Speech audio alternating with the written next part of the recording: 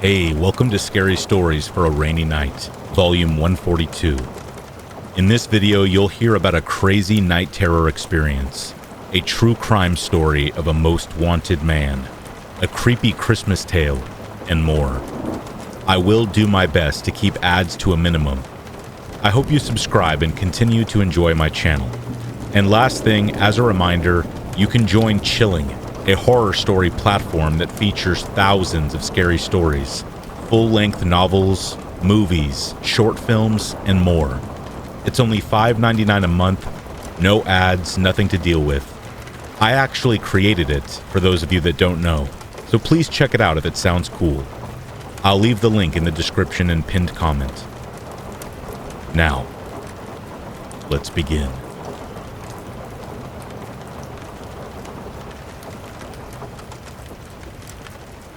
If you've ever suffered a night terror before, you know it always leaves a mark in your mind, like trauma. Think of a nightmare that your mind makes real. Your wallpaper may start to move in a three-dimensional space. You'll see flashes of distorted images, and sounds will be rushing through your ears and throbbing in your head. It's like the world's worst roller coaster. Worse still, they always hit their peak around Halloween. Maybe it's just the constant horror paraphernalia around, an overactive imagination and reruns of old horror movies. But still, my first was when I was 3. I remember dreaming of fractured conversations with strange beings before unceremoniously waking up to shadowy figures standing over me and chanting. I screamed, and weird sounds were rushing around me. It took my parents so long to coax me back into bed, but by the time I woke up, I was able to get on with it like nothing happened. A distant memory come the morning sunrise. This pattern would repeat with varying levels of effect over my life. Sometimes the creatures in my dream would talk to me, and the whispers would persist when I woke up crying and vomiting. Other times I'd see them lurking in the shadows of my bedroom, but when I'd tell my mother, she would coldly tell me to ignore it, that nothing was there if I willed it to be. Eventually, as one often does when they get older, I found it easy to just get on with my life and accept the night terrors as just part of my life. When they did die down over my adolescence, they were still frequent enough when I hit my 20s to be noticeable to partners. I'd brush it off as just a weird quirk and hope that I didn't embarrass myself in front of them. But thankfully, through a combination of luck and short-term flings, I never had one when they stayed over. It was when I started having bouts of sickness after successive terrors that I knew something was wrong. I don't know if there was a trigger per se, and if there was, I wouldn't be able to tell you what it was, but they became far more vivid, more surreal, and the come down from them seemed to take longer and longer to arrive. Now, as an adult living on my own, it was even harder to calm myself down without someone to reassure me what I saw, heard, and felt was a figment of my imagination. Naturally, I did what any rational person with too much time, paranoia, and creativity would do. I started keeping a log of the experiences. I won't bore you all with every detail, but I will summarize the last 4 experiences that inevitably led to me wanting to share this experience with you all, hoping for an answer. January 30th, 2021. Entry number 1. Birthday night. The terror consisted of a conversation with a large, emaciated figure dressed in a Victorian widow's outfit. 2 tall, hooded figures stood motionless on either side of me. They did not react at all during this experience. The entire color scheme was grayscale. The conversation was one-sided. They spoke, I listened, and their face was hidden behind a thick black veil. The sound of sharpening utensils snapped through the experience and gave me a fright. When the figure reached out their hand to silence me, I woke up. Headache was a 5 out of 10 on the pain scale, and after 30 minutes with some water, it died down. February 13th, 2021. Entry number 2. A night terror on Friday the 13th. How typical. This time I was in my childhood bed and could see the same Victorian widow chained to the wall opposite, but making no attempt to reach me. This time the dream was in sepia. The two hooded figures loomed outside my bedroom window, and the Victorian widow put a finger to their lips to silence me, though I couldn't hear anything, save for a long drone. I felt the fear rise in me instinctively as the shadow of the figures passed my bedroom window, and when sneezing, the fear that ripped through me, coupled with the screeching sounds and bright red flashes, sent me tumbling out of my bed in a haze. I smacked my head on the ground, and my eyes throbbed in their sockets. Some strong medication and a soft piano playlist settled me after around 45 minutes, but I had to sleep in the guest room to avoid the windows. Something felt dangerous about them. March 30th, 2021. Entry number 3. The long gap between these two had me letting my guard down. When I woke up, I had full sensory awareness of my surroundings. I was my adult self, and it was my childhood home. I was on the living room coffee table of all places, but everything felt stale, as if the house hadn't been used in decades. I felt only minimal control of my body, as it followed the urge to rush upstairs to my old parlor room and place an ear to the door. Inside, I could hear a conversation between my parents and an unknown woman. She was warning them of a sickness that plagued me that would need containing somehow. My mother sounded resolute and replied, "Whatever it takes." I was so engrossed in the conversation that when a hand gripped my shoulder and an unfamiliar voice said, "I'm getting closer," I felt my body grow cold. Before anything else could happen, I bit my hand, and thankfully, it woke me up in a sea of pain. One bandage later, and a new round of painkillers. I am on the mend, but now I'm feeling that sensation on my shoulder intermittently. October 11th, 2021. Entry number 4. I forgot why I started making these. It's becoming harder to discern when I'm asleep or awake. The past few months have been an endless cycle of restless sleep and paranoid waking. Every time I feel at ease, I am greeted by the widow, threatening to remove her veil if I don't listen, but the disjointed nature of that world makes it so hard to focus on her for more than a few moments. Everything else I can manage, but not her, like a defense mechanism. I have begun to see her and other things I dare not repeat here in places they shouldn't be. Mirror reflections. When I am not fully looking, behind objects, furniture, or landmarks, they sleep into obscurity when I cast my eyes in their direction. When I lay my head down and begin to sleep, they urge me to let myself relax so they can talk to me more. My head now feels like it's splitting open constantly, and no normal painkillers alleviate it. I have some stronger ones coming in the mail tomorrow. I hope they can do the trick.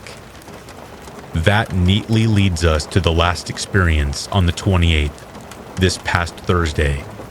I haven't slept since then, and in all honesty, I do not plan to do so anytime soon, much to the detriment of my health, as I'm sure you're eager to remind me.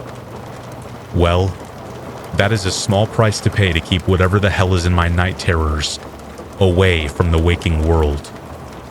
Someone online said that there was a significance to Hallows Eve, the spirits of the dead and wayward souls looking for vulnerable bodies to inhabit. That it was a mind over matter situation, and I simply needed to maintain a strong mental attitude in the face of such horror. Yeah, easier said than done. I took the pain medication in haste when it arrived, and for a week, it did the trick. No more headaches, throbbing eyes, or joint pain, and it seemed to give me largely uneventful dreams too. But then I ran out and read up on the effects of withdrawal from the type of pills I had been taking. Among many stomach-related ones, the key listing that stood out made my blood run cold, and every part of me want to get on the floor and cry. Side effects may include extreme fatigue and increased sleep. I could practically feel the boldness of whatever lives in my dreams grow with every hour I got more exhausted, stepping out of the shadows one toe at a time as I fought off sleep for as long as possible. But eventually, we all succumbed to slumber. When I was aware again, it was from the perspective of someone else. The color scheme was still grayscale, and sounds were bouncing up and down like a drunken sound engineer. It was disorienting, but not as much as the perspective which I was seeing from. I was now in the parlor, nestled under the floorboards and keenly listening above me, every fraction of my body compacted and unable to move or see, save for a spatter of light through the boards. What can we do about these incidents? Each time he wakes up, he's violent, inconsolable, and... The voice of my mother broke down as my father continued. He kept on insisting that there was someone chained to the wall opposite his bed, that it gets stronger the closer we get to Hallows Eve. But we did what you advised and assured him it wasn't there. My dad finished hurriedly, an older woman's voice to the left assuring him. Very good. We can't have him getting distracted and focused on everything he sees, can we? She said with an audible smile, but it didn't seem to alleviate my dad's concerns. And what if he... If he does, you do as we instructed and you inform me as soon as possible. You came to me because you trust me. I ask that you continue that trust. She finished, audibly prompting my parents to agree. Soon. I felt the hairs on my neck stand up as what I could only guess was the widow sat behind me, whispering in my ear as the hot stench of rot filled my nostrils, a pair of hands gripping at my neck for a few moments before I shifted again. It was dark. My perspective was jarring. They were situated in the top corner of my childhood bedroom as a much younger me slept peacefully. I must have been about 3 years old at a glance, clad in Power Rangers pajamas and holding onto a blanket for dear life as I softly breathed. It took a few moments to realize what was wrong with the image I was seeing, like a camera focusing in or a really insidious spot the difference game, but with your old memories versus the recorded events. Maybe it was because it was dark and my eyes hadn't adjusted, or maybe I didn't want to know, but either side of my bed stood 2 hooded figures, staring down at me without ceasing. Everything in the night terror fell silent, as if on cue, and I could hear the 2 of them speaking. Is this what must be done? The left one asked, concern in their voice. It's what she said to do. I'd have never imagined this to be reality, but... The right trailed off, shaking in their robes. But we know what this is, and we agreed. Whatever it takes, for our boy. The left one pulling down her robe to reveal my mother's signature blonde hair and beautiful, solemn eyes looking at me. My father across from her nodded, his hood staying up as he raised a knife, the vision blurring and my head threatening to split open at the sight. I woke up in a sweat, but when I tried to move, my body wouldn't obey me. I'd experienced this a few times, but it was always as terrifying with each iteration. Sleep paralysis. As I lay there, trying desperately to move my eyes for a better view off my back, I saw shapes shifting in the corners of my room. Not towards me, but as if they were congregating with one another. Many pairs of bulbous eyes staring back at me from sockets I could not make out at this distance. For so long we have been patient. For so long we have bided our time. But now... I heard the bedroom door open, the dragging of limbs, the nails digging into the ground as they pulled the body forward, the smell of rot filling my nose as my heart began to race, the seemingly random noises unceasing in their efforts to jostle my body awake with every flinch at each intonation. She rose up the side of my bed, and every set of eyes followed her. mine included. She was taller than I remember, her stomach concave and her frock frayed beyond repair as her veil covered her face, but not her malice. "You are special. You have always been special. It was just a matter of waiting for the right moment, for your maturity to manifest." She leaned over me and sat on my chest, the weight of her frame pushing down on me and constricting my lungs. "We will persist when you're awake. You will help us find more just like you. Or..." She took her hands out, and for a moment, I was terrified she was going to wrap them around my neck again. But instead, she brought them to her face and began to lift at the veil, torturously slowly, as the sounds reached a cacophony of unspeakable recount. I have never tried harder to scream in my life, for it to only come out as a feeble moan. I saw rotted flesh and so many weeping wounds on her lower jaw as it continued to reveal horrors to me. She stopped at the halfway point, and what remained of her lips pulled into a sickening grin. I woke up a few moments later, the use of my limbs causing me to flail and scream my apartment down. Same room, same feeling. It's been a few days since then, and I can't stop seeing them everywhere I go. I can barely function beyond basic needs. It seems like they're all waiting for something. I just don't know what. It's the worst when I'm brushing my teeth or shaving my face, however, because when I look away from the bathroom mirror for a moment, she will be there when I look back, towering over me, hands pulling at the veil and frozen in place, a scathing grin cutting my fragile mental state to ribbons as I fall back every time. I have nobody to talk to. My parents passed away a year ago, and because of my inheritance, I have isolated myself to the point where I don't know if anyone would notice for a long time if I were to, well, you know. I'm struggling to stay awake. I have tried caffeine pills, energy drinks, and other substances I'll not mention in case the wrong people are listening, but nothing lasts forever, and I'm steadily catching myself nodding off, drifting for a moment into hellscape I cannot see.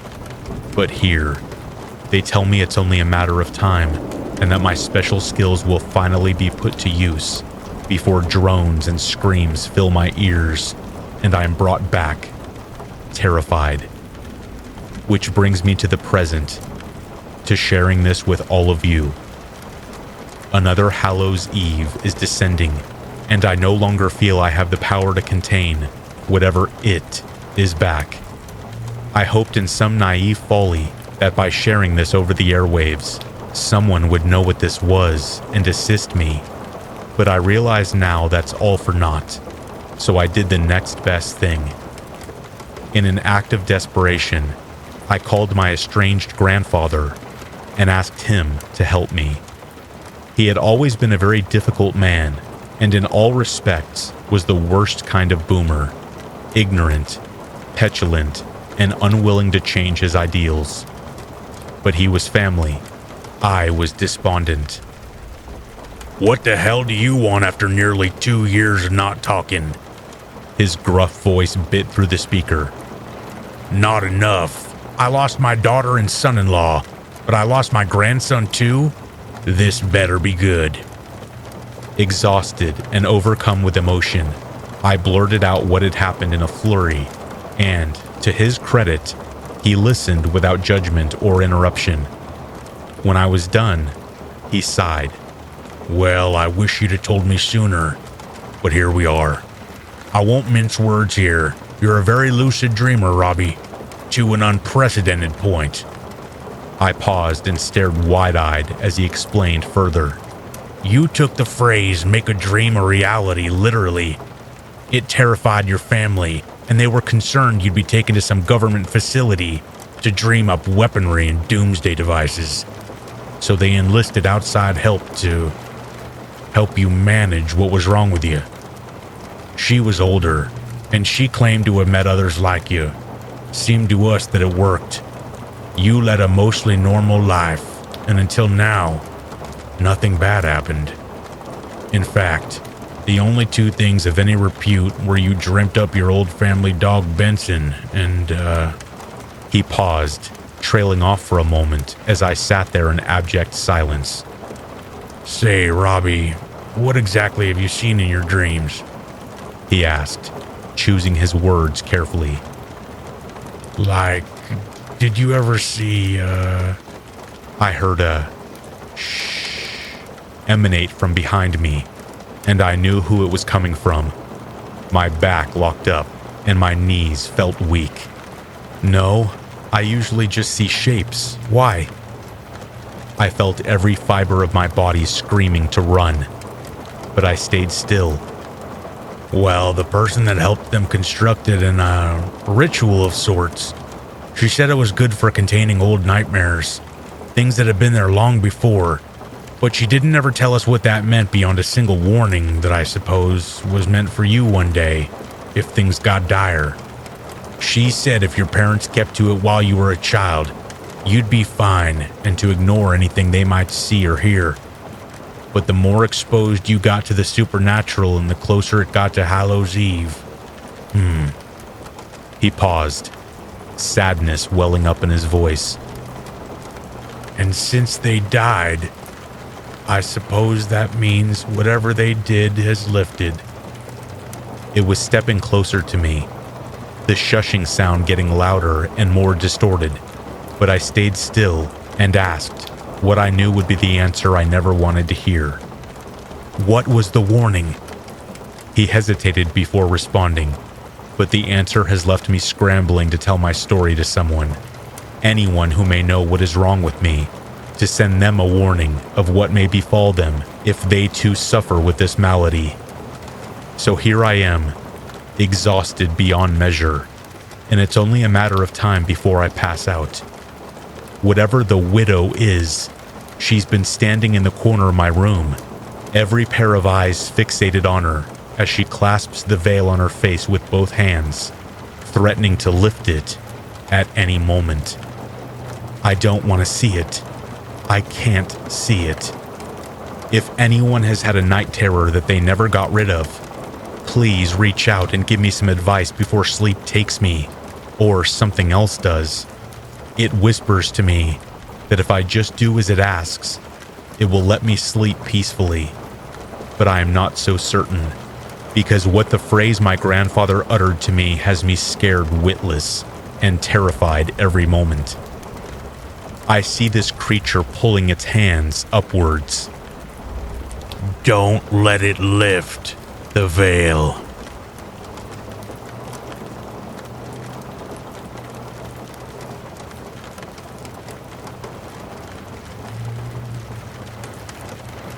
Glenn Stewart Godwin was imprisoned in 1982 for the brutal murder of a former friend and attempted an escape. Transferred to Folsom Prison, Godwin planned another escape with help from the outside. Once free, he fled to Mexico, where he was again arrested. While in prison, he murdered another inmate and escaped again. In 1996, the FBI added Godwin to the 10 most wanted list, only removing him in 2016. His escape from Folsom Prison in 1987 could be considered the inspiration for Stephen King's The Shawshank Redemption. Godwin was living in Palm Springs, California during the late 1970s with his roommate, Frank Soto Jr., and had worked in several professions such as being a mechanic, construction worker, and a self-employed tool salesman. He had never had any criminal convictions, nor was he even known to the police until the autumn of 1980. Godwin was known to be very popular with women and was considered vain by his friends. He, together with Soto, planned to rob a former friend of them known as Kim Robert LaValle. They believed LaValle would have a significant amount of money on him because he was a drug dealer. They lured LaValle to the condominium they shared under the pretense of buying drugs from him. When he arrived, they attacked him, with Soto restraining him, while Godwin punched and kicked him. They attempted to strangle him, and when that didn't work, Godwin grabbed a butcher's knife and stabbed him 26 times. The two men then loaded LaVallee's body into his truck and drove into the Eagle Mountains. Godwin tried to blow up the remains by strapping homemade explosives to the body, which consisted of fuel oil, nitrogen fertilizer, and dynamite, in an attempt to disguise the murder. The explosions damaged the truck, but did not sufficiently disguise the knife wounds to LaVallee's body. On August 3, 1980, the truck was discovered with the human remains inside, seemingly abandoned in the desert of Riverside County. The police investigation found that LaVallee was last seen with Godwin and Soto at their residence, and during the autopsy, the pathologist found the knife wounds which he attributed to a serrated edge knife. Both Godwin and Soto were brought in for questioning. Under intense police questioning, they were linked to the murder. Godwin was charged with first-degree murder. At the trial in 1982, Soto testified against Godwin for a reduced sentence, calling him the most dangerous man I have ever met, and the prosecution was able to prove that Godwin had been the driving force behind the robbery and murder. Soto was sentenced to 25 years in prison. He was incarcerated at Soledad Prison, where he began a correspondence with Shelley Rose. She started to visit him, and they began a relationship. However, in 1983, he was handed a sentence of 26 years to life imprisonment. Despite this, they married in 1985, and several years later, he was transferred to Duell Vocational Institute in California, where he struck up a friendship with another inmate, Lawrence Carlick. Godwin attempted to escape in 1987, and because of this, he was transferred to Folsom Prison, a maximum security facility. While at Folsom, Godwin plotted his escape and paid a fellow inmate to tamper with his security designation, which helped him to get assigned to work in another part of the prison. This area was an older section of the prison, with looser oversight from the guards. He also requested help from his wife Shelley and his former cellmate at Duell, Lawrence Carlick. They smuggled a hacksaw into the prison, and on June 5, 1987, he used it to cut a hole through the fence wire and jumped into a storm drain. This drain was 750 feet long and emptied into the American River. Reminiscent of Andy Dufresne's escape, the fictional character in The Shawshank Redemption, Godwin crawled through the pitch-black drain to freedom. His wife and Carlick had cut the iron bars on the storm drain exit and painted smiley faces on rocks to help with his escape. They also arranged for an inflatable raft to be left at the drain exit, which Godwin used to float across the American River. When the prison authorities realized Godwin was missing, he was already miles away. Police believed either Shelley Godwin, Lawrence Carlick, or both had aided his escape, and a warrant was issued for Carlick's arrest. In June 1987, Carlick was apprehended in Hesperia, California, and convicted for aiding Godwin's escape. Shelley Godwin was also considered a suspect in her husband's escape. An arrest warrant was issued for her in January 1988. She was eventually arrested in Dallas, Texas, on February 7, 1990. However, she had recently divorced Godwin and remarried, telling investigators she didn't know where her ex-husband was. It was strongly believed that Godwin had escaped to Mexico and was now participating in the illegal drug trade. He was eventually arrested in 1991 in Puerto Vallarta and was convicted for drug trafficking. He had been running drugs in Guadalajara and was sentenced to 7 years and 6 months in Puente Grande prison. American authorities began the extradition process. However, Godwin murdered a Mexican drug trafficker while in prison, which delayed the proceedings. He then escaped again on September 26, 1991. It was believed that his escape was aided by members of a Mexican drug cartel after he murdered one of their rivals. After this, nothing more was heard about Godwin, whom American authorities believe had continued his involvement in the illegal drug trade in South America. He has used several aliases, including Dennis H. McWilliams and Miguel Carrera.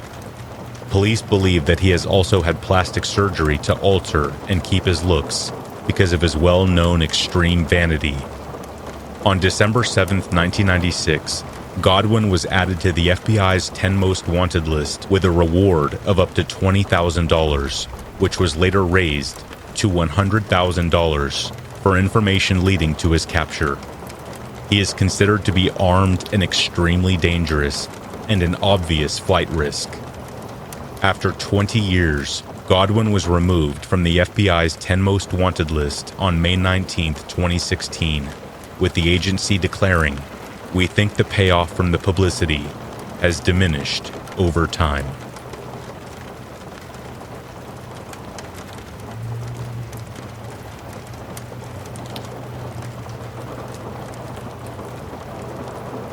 For context and posterity, the current date is October 7th, 2021. I am bringing you back to the year 1999, over 20 years in the past, back when cellular phones meant nothing. The world thought an imminent Armageddon was coming on the night of December 31st at midnight. I was 16 years old. What I saw one cold October night is as fresh to me then as it is now. Bear with me as I set the stage for you. I grew up in a remote area of the Midwest. My home was on a hill all by its lonesome, surrounded by farmland on 3 sides and endless acres of woods after the fields of wheat, corn, or whatever we planted that season. The woods were dense and foreboding. We would not be out there after dark. A lonely 2-lane road was the only way in or out of our place. Old County Road 577, it was called. An amazing thing happened right around my 16th birthday. The internet. We had a computer already, maybe for a few years or so. This was huge in my little area of the world. We didn't have much money, but I think my parents could foresee how important a PC would be for me and my brothers.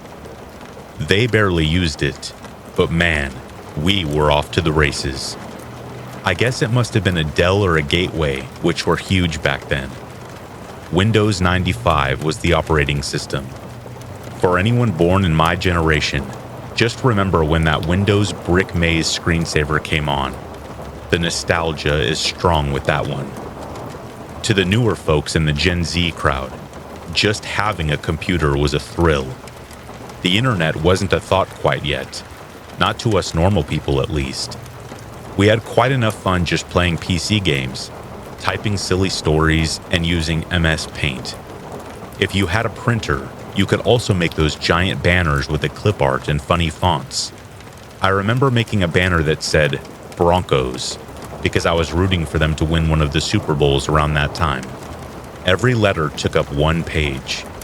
Those 7 letters drained our printer of ink. Different times for sure. I might be getting off topic. Sorry. I was just drowning in late 90s feels. I guess the point I'm getting at is that being in that era of owning the tuned-up PCs was awesome. These weren't your 1980s computers that ran one program. They were easy to learn and could do many things. The internet, however, changed everything. Yes, understatement of the century, I know. Another interesting thing is that we grew up without the finely tuned and polished search engines that we use today. You didn't Google anything. You couldn't type in sports in Yahoo or whatever. Yes, the search engines were very soon to come. The ones you could use were very shoddy and hard to find anything. Not like the complete ease we enjoy today. My dad changed our entire living room around the computer. He built a computer desk with plenty of shelves and perfectly sized cutouts for the computer, monitor, sliding drawer for the keyboard, etc. He also installed a sliding glass door close to where the computer was. So, while playing one of the earliest point-and-click PC games we could enjoy, the vast outdoor landscape, and have an easy exit from the home to take a leak. Hey, our nearest neighbor was over 2 miles away, and there were 4 of us boys in the home. The first time we tried getting online was painful. The only internet provider in that time was just as new at this than anyone else. We sat and listened to that now iconic dial-up dubstep tone, hoping for magic. We got nothing. We tried for weeks to get connected. We didn't know what we were missing. It's not like now if your internet goes down, you know. But once we got on, man, it was on. The rest is history. Here I was staying up late at night, surfing the web, quote unquote, finding websites that was accessing me information from around the world, and here at home in the US. Back then, you might see a commercial on Saturday morning telling you to join them on the World Wide Web and provide their address. Like I said, you pretty much had to have the URL correct to find things. If there was a sports show on, they might tell you to go to the Sports Illustrated site for kids and provide that long URL. Now, we all know you could just Google SI Kids or something like that and find it in 0.0001 seconds. Being connected felt great. Where I lived was vast, unforgiving, and kind of lonely.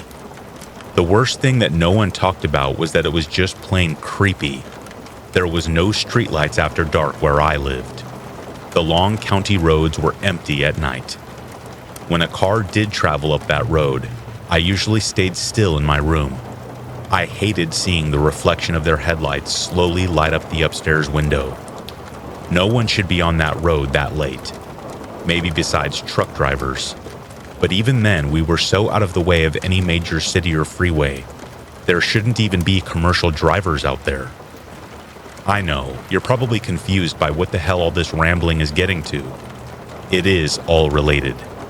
The advent of the internet to my daily life as a young man brought with it a renewed interest in scary stories, movies, and the like. I already loved renting horror movies from town about 20 minutes away when I could. I rented scary books from the library. My friends and I made up our own urban legends for fun. Now, I could access horror movie lore, serial killer stories, and anything my little teenage brain could think of. Being in such a secluded area, this didn't exactly help my anxiety about my scary surroundings. Sitting at that computer with the giant sliding door to my right, I only saw darkness.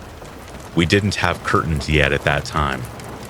One night at around 1 a.m., if I had to guess, I saw something I think about almost every day of my life. I can't explain it, and I am still terrified of it. I was online, by myself. Everyone else was asleep. I was probably playing a flash game or looking up sports stats. I heard the low rumble of a vehicle coming in the distance. That always got me on high alert, as I mentioned. I could get a sense of the vehicle coming and just hoped it would pass by the sliding door without any kind of incident. There was an incident. A small red pickup truck, maybe a Ford Ranger, skidded off the road maybe 100 or so yards from our house. I was looking at the rear of the vehicle. I quickly shut the living room light off and the computer monitor. I just knew this wasn't going to be good. I huddled close to the window, trying to hide as much of myself as I could. Realistically, I'm sure no one could see me from that far away, but I could see them. Two men busted out of the truck. The driver was a burly man. He wore a plaid long sleeve and a puffy vest over it. Typical-looking northern hillbilly. He quickly moved to the passenger side, yanking the door open. He could have ripped the door off the hinges with the force he used. He grabbed a smaller man out of the truck by his collar and tossed him to the ground. At this point, my little heart was racing. The passenger was clearly the inferior man in the duo. The driver threw the tailgate and grabbed a shovel. He tossed it to the passenger, hitting him in the hands. As the shovel fell to the ground, the passenger looked terrified. The driver grabbed what looked like a burlap sack out of the back. He tossed it to the passenger forcefully, but this time, the smaller guy caught it. Even from this distance, I could see the look on the inferior man's face. His eyes were wide. He was probably crying with snot coming down from his nose. His expression said, Please don't do this." He was pleading with exaggerated hand movements. He seemed to plead for some time. "Please don't make me do this," is what he was conveying. The burly man pointed at the ground. I couldn't make out what he was saying, but it seemed like he was saying, "Dig." The passenger reluctantly started digging. After about 5 to 10 minutes, the burly man stopped his partner and pointed at the burlap sack that now sat on the ground. He then pointed at the ground. The now defeated digger kicked the sack into the fresh hole in the ground. The sack looked like it could hold a bowling ball or a human head. That's all I could think of. I am watching someone bury a human head on our property. The man with the shovel buried the head, or sack, filling up the hole with the dirt he just excavated. The driver grabbed the man, pushing him back into the truck. He threw the shovel in the back of the pickup and sped off. After what seemed like an eternity, I took a huge breath, realizing I probably had been holding it in for the entire transaction. Gasping for air, I ran up to my room on the second floor of our house. I was dripping with sweat. I didn't even realize how terrified I was. Did they see me? Why did they choose to stop right there, by one of the only houses within miles? I hope I was just overreacting, but what the hell else could these random guys be burying at this time of night? I remember it being cold. Probably not winter because the ground would have been frozen, but it was not pleasant out. What drove these guys out here? I didn't want to know. I've only told this story to a few people, and they all asked the same question. Did you go to see what it was the next day? The answer is simple. Hell no. I didn't have the stones to look. That curiosity has always stayed with me. I couldn't say for sure who those guys were. Nothing like this happened before or after. I won't say the cliche thing of like it haunts me every single day or anything, but I do think of it often. I think the worst part is a few days after this happened, I saw a dirt-covered shovel in our barn. A small amount of what looked like dry blood dotted the tip of the shovel. I never mentioned this, but my dad never allowed us to enter the barn. He said it wasn't safe. I shouldn't have seen what happened, and I shouldn't have gone into the barn. I can't question my dad. He died a long time ago. Even worse is that my dad did own a small pickup truck at that time. I never put it together until much later. Maybe it's all a huge coincidence. My dad was a good man. He was a simple farmer. We were able to afford luxuries that most farm folk couldn't, though, like expensive computers and internet access before anyone else. Just a coincidence, right?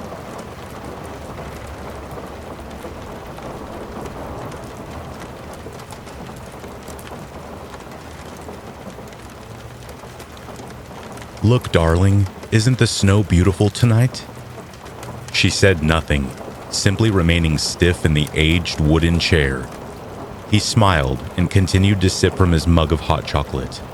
He found her cold, silent demeanor adorable, one of a number of things he had come to find irresistible about her. She just sat there, staring with an expression of permanent fright back at him from in front of the window. Behind her, he could see the white specks as they fell in the slow, soothing flurry. He looked up at the ancient grandfather clock, 11:30 p.m. He smiled and whispered to her, "Not much longer now, my sweet Delilah." He got up and made his way to the blaze in the hearth. He began pouring himself some more of the piping hot cocoa before looking back to the window, meeting gaze once more into her fading baby blue eyes. "Why don't you have a mug, my love?" Still, only silence served to answer his offer. He softly grunted in amusement before then closing the top of the kettle. He took another sip as he continued to watch her. God, how she looked so beautiful. Delilah, the sole warmth of his heart, sitting silent and peaceful on the old chair of antique mahogany, shrouded in the old white gown he had seen on her since first setting his eyes on her. He always thought it made her look akin to the paintings of the Virgin Mary herself. God, if only he were a painter, he would sometimes think. He'd create a masterpiece from this scene alone to rival Dali or Da Vinci. If he were a writer, he would craft a tale with more potent emotion than even Poe at his most dreary or bleak. As the snow continued to fall outside, he could feel the air in the small den area become colder, even if just ever so slightly. "Why don't you come sit with me by the fire?"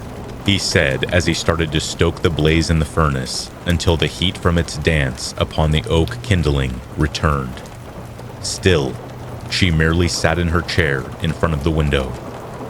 With a warm smile, he sat down his mug of hot chocolate and went over to the window. "Here," he said as he began trying to push the chair from behind over to the hearth. "Allow me." About 2 or 3 feet from the hearth, Delilah began to slump forward until she had fallen from her chair. "Oh dear," he exclaimed, chuckling. He shivered again, feeling the unnatural chill pervade the room around. "Come now, Delilah, there's no need to be upset. It'll all come together soon." Fixing her back upright, he continued to push the chair the rest of the way to the hearth. "Now, isn't that much better, dear?" She was still as silent as ever, yet her face could say both everything and nothing at the same time. Her eyes glinted with the reflective glow of the flame's wild dance, which served to also illuminate the rest of her pale, distraught face. Even as it looked now, defined in much of its morbid detail by the flames, he still felt hopelessly entranced by her face. He checked the clock again before rummaging around in his shirt pocket. 11:40. From his shirt pocket, he produced a small, wilted mistletoe. He sighed, the grim cloud of reality accentuating itself to him once again. He had come to both look forward to it, as well as dread this night. Christmas Eve. It wasn't quite time yet. Soon it would all be over. But not yet. Attempting to void this cloud from his mind, he stuffed the small mistletoe back into his pocket and walked over to the table beside the window and placed one of the untitled records onto the phonograph and placed the needle onto its third track. It was one of his favorite tunes that began playing, though, for his own reasons unknown, he could never remember the name of the composition or its composer. "Would you care to dance to pass the time, my love?" He walked over to the chair and took her soft, cold hand before shifting her to her feet. Now standing before him, the cloud of anxiety tightened its grip on him. "You look beautiful, my dearest Delilah," he said with a shaking voice. He could hear her voice resonate distantly within the back of his mind, sounding as though it were echoing from the peak of a mountain. "In life or in death, I will always have your heart, Arthur, and my kiss will be the sole warmth of your body, your heart, and your soul." Slowly, carefully, he began to shuffle around the room, with her limply hanging in his arms. He tried, of course, to keep her braced upright against his chest, to no effect. In spite of this, though, he merely waltzed on with her, still smiling warmly to her. The longer he stared into those two stiff, oceanic-hued irises, the more those horrible, maddening memories returned to him. Memories of that first fateful night he lost himself to the lust of his dearest Delilah, the night that would spell the beginning of his own undoing. He could almost see it now, in every exact detail, looking into her cold, frozen eyes. The long walk down the icy road, the night sky, the gas-lighted lamps that stood to sparsely pepper the white blanketed ground with their dim glows. It was deathly cold that night, only just over a month to the day before now, and he was walking alone from another evening toiling at the local market. He had made this very same walk many a night before, but this was different for him. How could he have not then known exactly? Nevertheless, something had changed in an almost supernatural manner in his mind that night. It had become very late when he saw her for the first time. There, by the street lamp, she stood, shrouded in a dress as white as the very snow.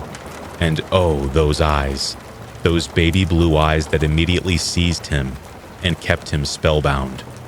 He felt a sense of tranquil warmth spread throughout his body with the image of that first shy smile she gave him when she saw him. That smile of fragile innocence, and yet of a cunning nature. He saw that she was trying to hang something from the top of the post when he began to approach her. When he drew near, he could see that it was a mistletoe that she was attempting to hang, the very same one he now kept in his pocket as he danced on. Hello there," he greeted. "Is it not just a tad early for these?" She responded with that same playfully sly grin and replied, "The heart doesn't lie, and my heart tells me that the time is just right." "The time for what?" he asked, confused. She giggled. "The time for one's heart to be warmed by a lover's kiss." He wasn't quite sure what she meant, but he somehow felt she was right. He could see she was struggling to hang the mistletoe. "Here, may I?" She gave him that softly sweet smile and handed him the mistletoe. He then hung it from the top of the gas-fueled street lamp. "There we are, hung where you and all others can see it." Her smile widened as she chuckled. "You know what they say?" she asked him in a balmy, almost seductive tone. He looked to her, intrigued. "The mistletoe is deadly if you eat it, but the kiss is even deadlier if you mean it." He laughed before losing himself once again into her eyes. He felt an extreme sense of warmth pass through him. It was as though he were next to a bonfire, and he even began to unfasten his winter garbs. Before he could do or say anything, she placed a slim, tender hand upon his chest. Instantly, a cavalcade of emotions ran down in a torrential downpour inside of him. Suddenly, all perception of the world around him was lost. He continued to lose more of himself into her eyes, those light, baby blue whirlpools. "What's your name?" He said nothing. He could only barely perceive the sound of her voice. "What is your name, sir?" Still transfixed in her stare, he gibbered out, Arthur." She smiled and continued to caress his chest tenderly, now working her hands up and around his neck. She looked up to the mistletoe and then back to him, her grin growing. "Will you kiss me, Arthur?" she cooed. "Kiss me neath the mistletoe?" His body began to act before his mind would register their actions. Slowly, he began to lean down to her, his eyes feeling heavier and heavier with each inch. Finally, their lips met, and he felt as though he was locked in an angel's embrace. She would break the union first, turning away to leave with no words except to say, "I'll be waiting for you, love." He stood frozen, still spellbound. Eventually, his stupor broke, and he found himself stupefied, unaware of where he was or what had happened. In that moment, only one thing was certain. He was extremely cold. Such would remain the case for the remainder of the eve. It was that night, curled under his comforter, that he would see her face again. He would hear her voice again, the ever so seductive sound. "Kiss me, Arthur. Kiss me neath the mistletoe." Such feverish infatuation, mixed triflingly with the deathly cold, robbed him utterly of sleep that night and well into the coming morning. And this would carry on for the rest of that week until, eventually, he no longer saw her in his dreams. Her face and her voice had faded into little more than an obscure set of features and sounds he never could quite put together. That was until the Sunday evening when he was once again returning home from the market, passing by that very same street lamp. And, as if expectantly, She stood again by the street lamp with mistletoe hanging from its top, shrouded in her same white gown, beckoning him to her with those eyes.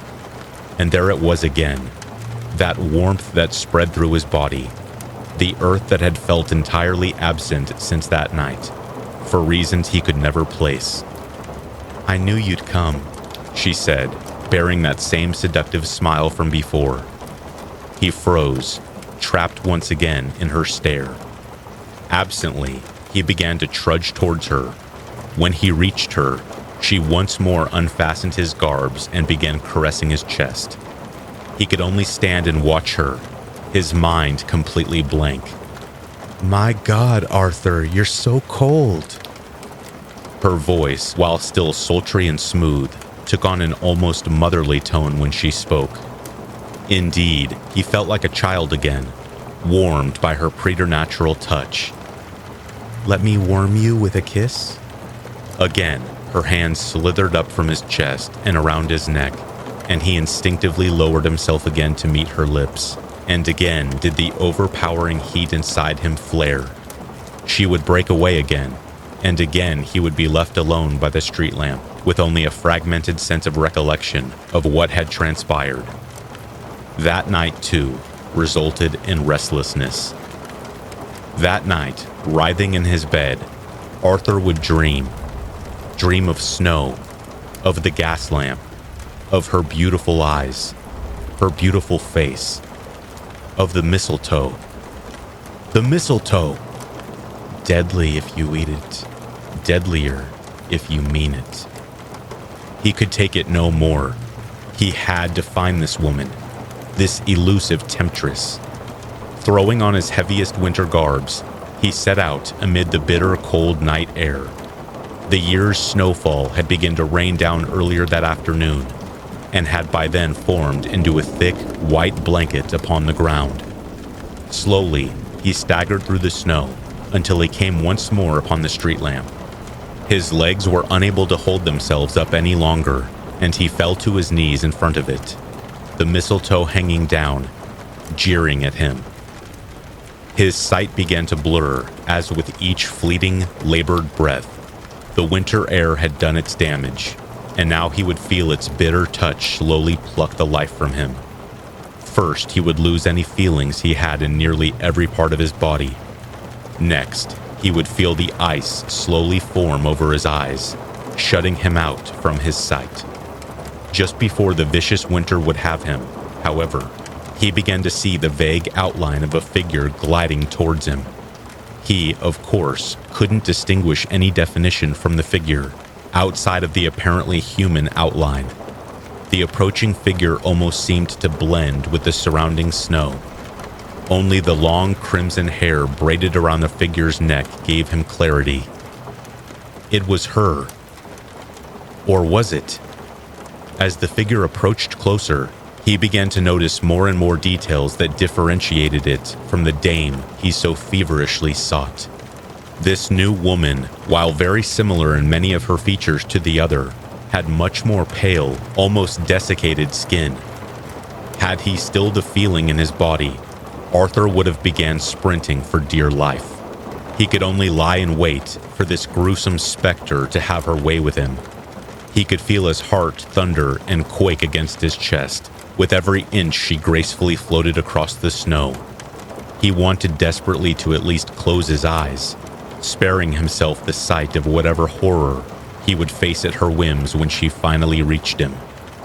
She froze before him, staring down to him with eyes that were only a faded resemblance of the baby blue gems he had been entranced by. The specter knelt down to him and placed its pale, bony index finger on his lips. To his amazement, the specter's finger wasn't cold or frigid as he would have expected from one who looked as gravely as she. Rather, he felt the wave of heat begin to pervade him again. She then cupped his chin in her frail hands and leaned in to kiss him. Instantly, all feeling returned to his limbs. He then stood up as he watched the specter turn to leave. "Wait!" he exclaimed. She stopped and turned her pale, dead face to him once more. Who are you?" She turned slowly before rushing to him in a startlingly fluid motion that was too quick for him to perceive. She was upon him again, and, taking him firmly by the throat, whispered into his ear in almost too soft a whisper, "I am Delilah.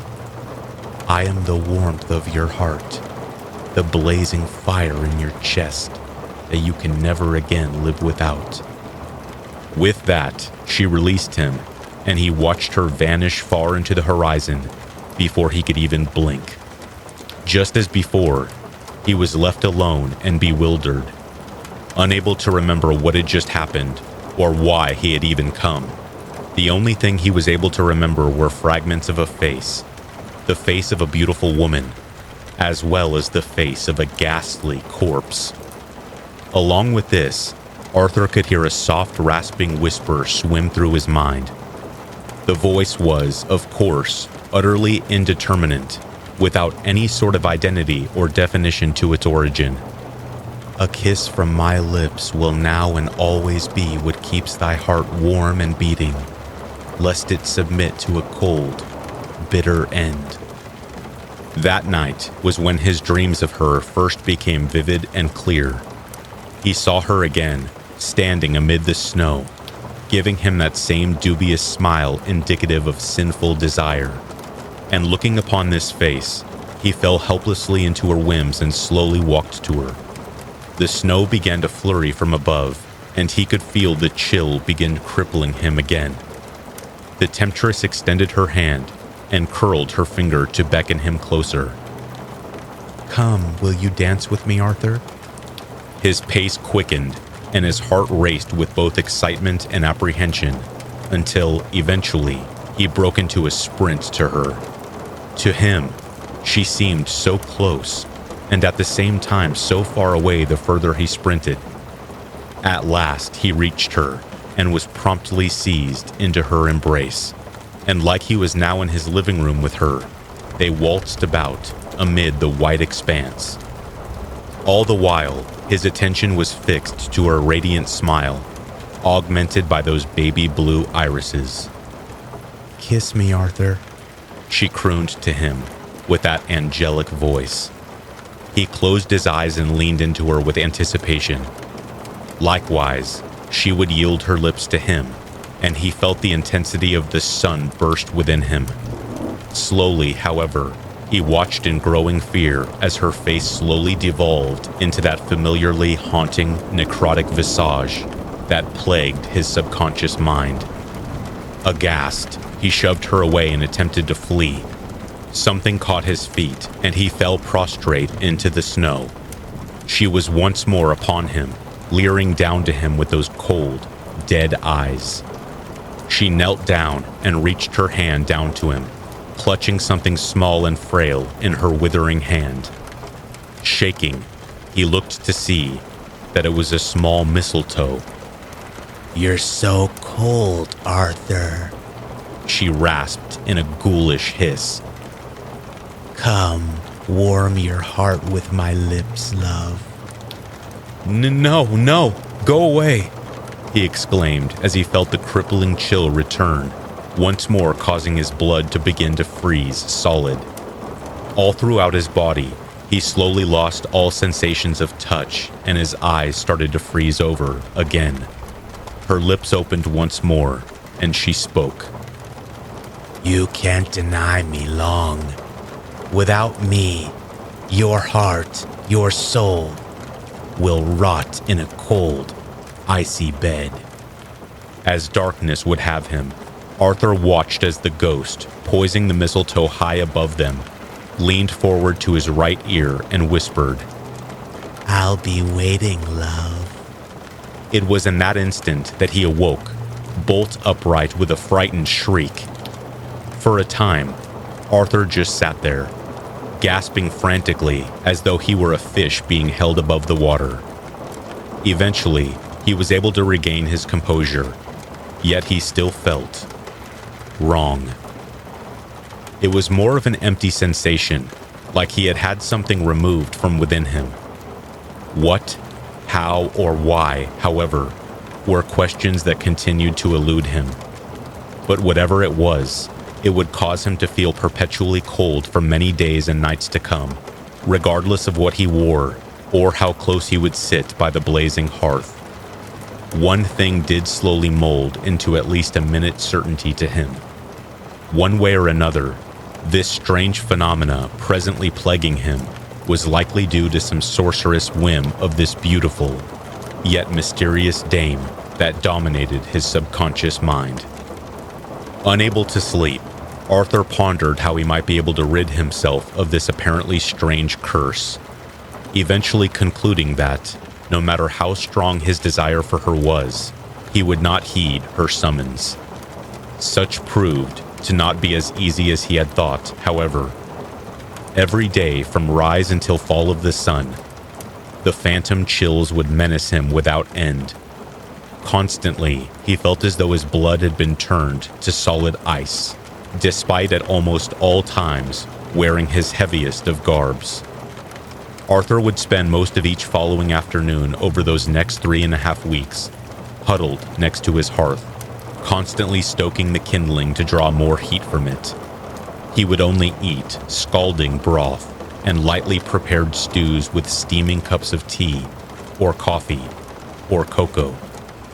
In spite of all of this, still he was always so deathly cold, inside and out. Eventually, on the Monday of the week before now, he ran out of these commodities and was forced to venture out against the wrath of the cold. He had very little money by then, having received word early that past weekend that he had lost his job at the market due to his seclusion. Still, he had to find some way to banish the bitter cold that was crippling him. It was as he was trudging through the snowbound streets of the market that, amidst the many folks who had likewise gathered at the market that evening, his eyes fell upon her. She was standing at the bakery, her luscious crimson braided hair facing out to him, hanging down to her back. Almost instantly, a nauseating dread flooded through him. "You need me, Arthur," he could hear from deep in the pit of his subconscious. "You need my lips. I can feel it. Come, Arthur. Come to the mistletoe. Come hold me and kiss me." "No, no more!" he screamed.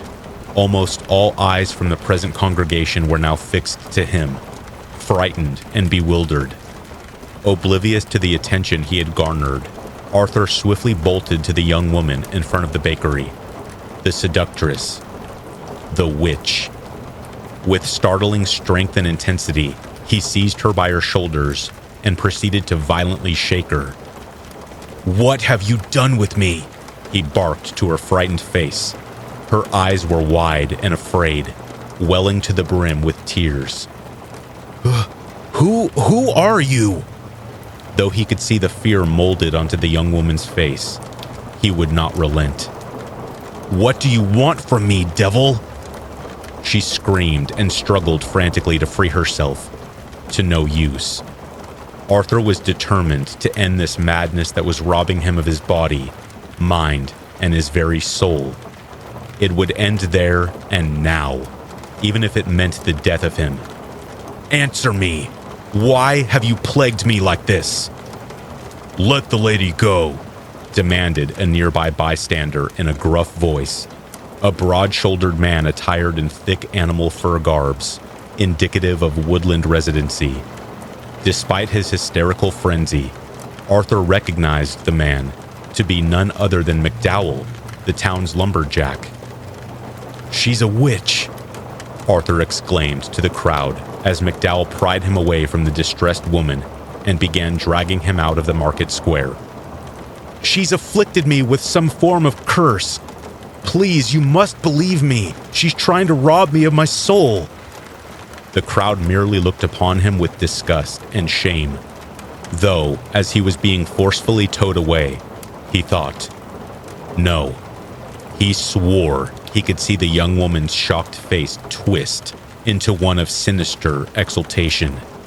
His own flailing against McDowell's restraint was feeble at best, not impeding his iron grasp in the least. Finally, Arthur was cast face down into the snow. "Stay down if you know what'd be good for you," he heard McDowell demand, before turning and making his way back to the market square. Laying in the frigid snow, Arthur's mind was lost in a maelstrom that bordered on confusion, fear, and pure madness. Why is she doing this to me? What does she want from me? Why don't they believe me? Tried as he might, no answers came to him, pushing him further to the edge of complete collapse. Making the matter worse was that he felt the chill now with more potency than ever. It wasn't long before he'd succumb to the elements yet again, unconsciousness assuming full control over his mind, and the first image to assault his hollow dream was, of course, her, leering over and jeering. "In life or in death, your heart will always be mine, Arthur." He desperately tried to rid her presence from his mind, to no purpose. Regardless of how he would